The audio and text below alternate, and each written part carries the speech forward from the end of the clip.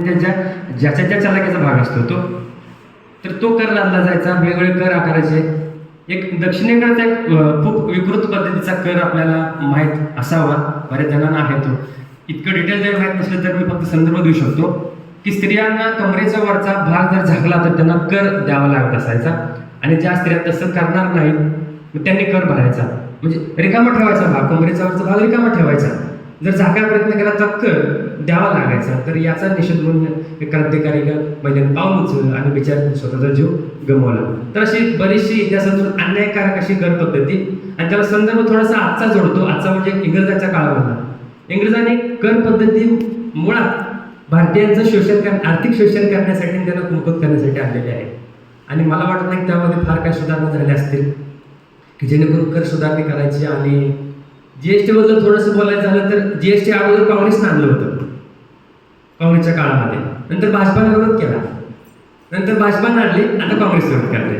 म्हणजे हा प्रकार कराच्या बाबतीमध्ये अशा उलगडे आहे. फक्त काँग्रेसचं म्हणणं असं आहे की जे दराच्या बाबतीमध्ये थोडीशी कमतरता करा किंवा दर योग्य करा, हा त्यांचा विरोध आहे. तर आता पुढे थोडंसं जायचं झालं तर कर पद्धतीमुळं या कुटुंब प्रमुख आहे, स्वतःला त्याला पैसे उरत नाहीत आणि अवघड त्याला होऊन जाते. तर या कर पद्धतीमुळे स्वतःचं कुटुंबाचं आयुष्य असेल जगणं मुश्किल झालेलं आहे. अनेक प्रकारचे कर आहेत. जर आता जस्ट लेटेस्ट बोलायचं झालं तर कर भरलेल्या उत्पन्नावर सुद्धा खरेदी केल्यानंतर कर आकारला जातो. तशा कराच्या रगाड्यामध्ये आपण सर्वजण अडकलेलो आहोत. तर ही कर प्रणाली आपल्या संदर्भात थोडीशी आता म्हणतो आहे. 2 वर्षामध्ये टोटल मांडणी केलेली आहे. 1 वर्ष कालचं आणि 1 वर्ष आजचं. आज मी योगा म्हणतो, काही विचार न करता आजची तारीख दिली, काल सुट्टी होती म्हणून आजची तारीख दिली, आणि आज नवीन आर्थिक वर्ष सुरू होत आहे. आजची नवीन कर प्रणाली आज लागू होते, हा योगा समजला तरी काय हरकत नाही.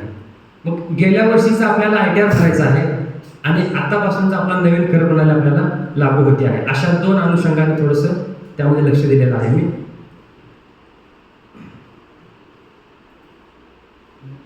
ह्या माझ्या पहिल्या स्लाइडमध्ये हा टॅक्स स्लॅब आहे 2025 वर्षासाठीचा.